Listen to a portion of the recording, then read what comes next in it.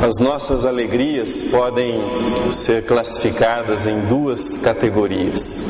Há aquelas alegrias nas pequenas coisas, por exemplo, um dia bonito como esse que nós temos hoje, às vezes um café, às vezes um chocolate, às vezes um telefonema de uma pessoa amiga cuja voz nós ouvimos e enche o nosso coração de alegria.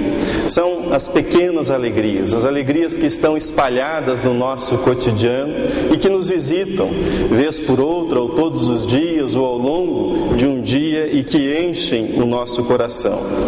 E há aquelas alegrias que nós classificamos na qualidade de grandes alegrias. São construídas, são trabalhadas no dia a dia, resultam do esforço, resultam dos sonhos, resultam de planejamento, resultam de dedicação.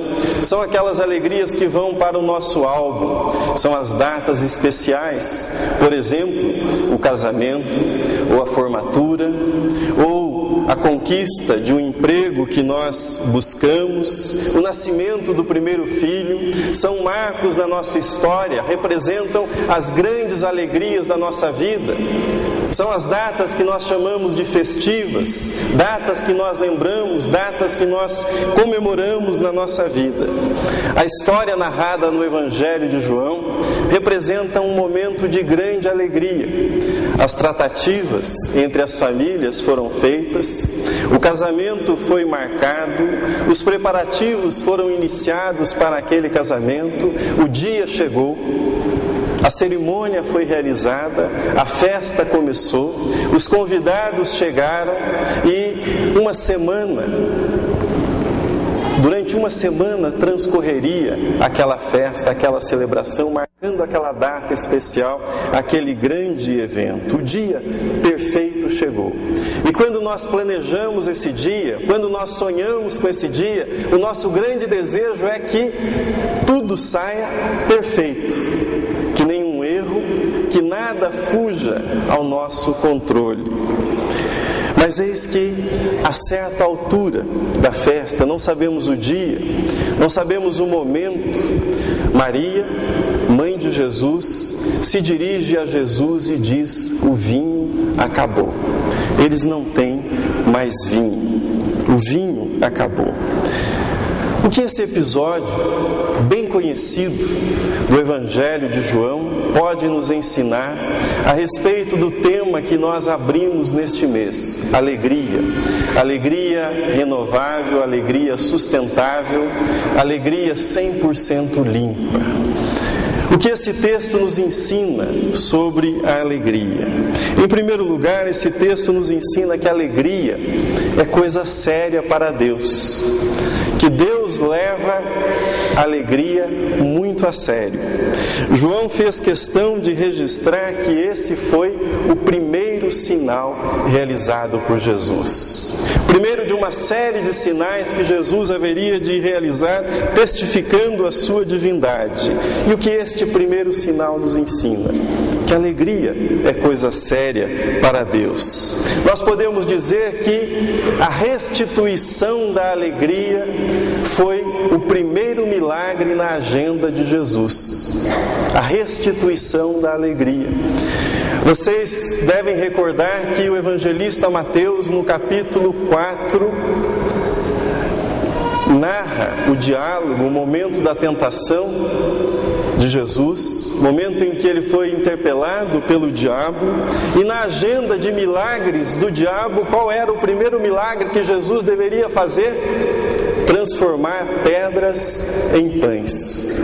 Este era o primeiro milagre sugerido pelo diabo. Mas na agenda de Jesus, o primeiro milagre foi transformar água em vinho, transformar a tristeza em alegria, transformar o embaraço, o inconveniente de uma festa estragada numa festa restituída, numa festa que pudesse ser continuada.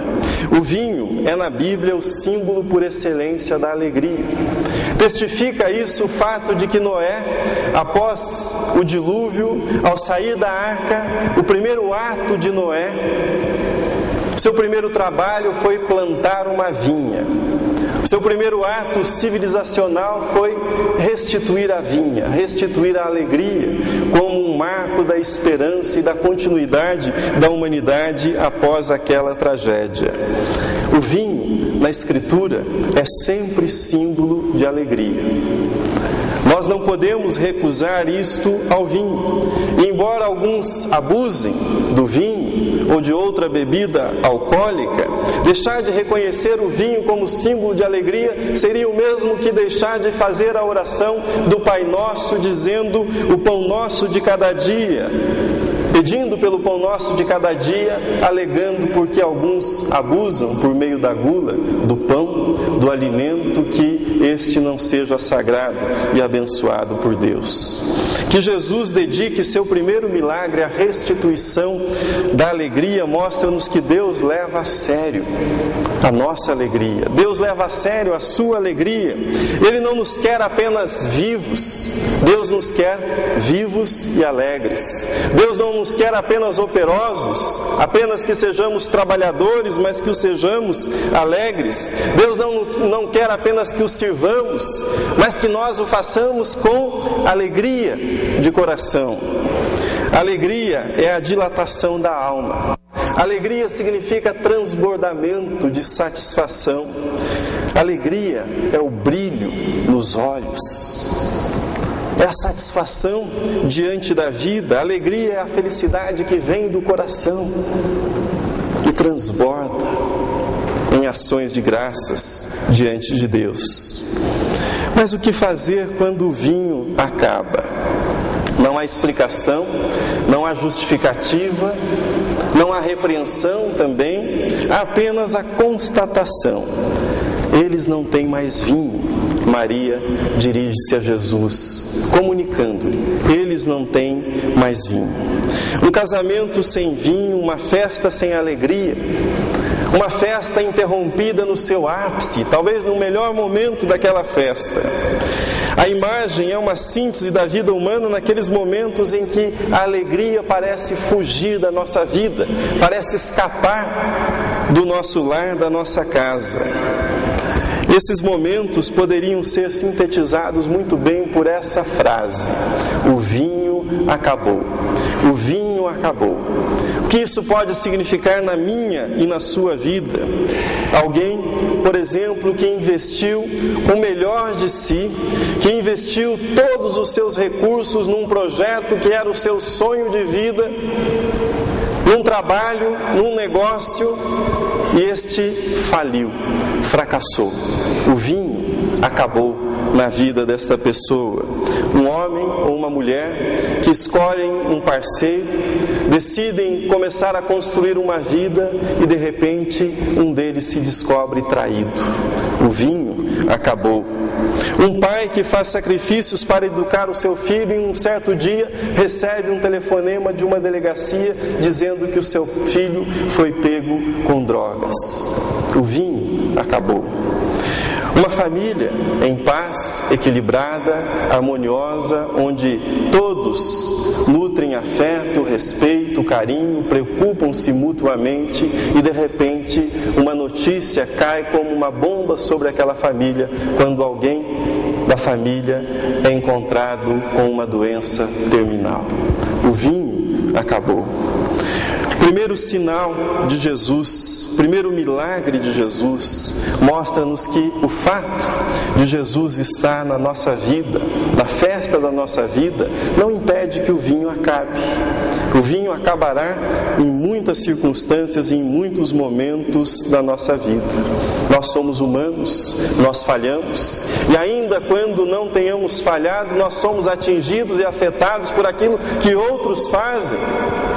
A presença de Jesus não é uma garantia que o vinho não venha a acabar na nossa vida, isso ocorrerá.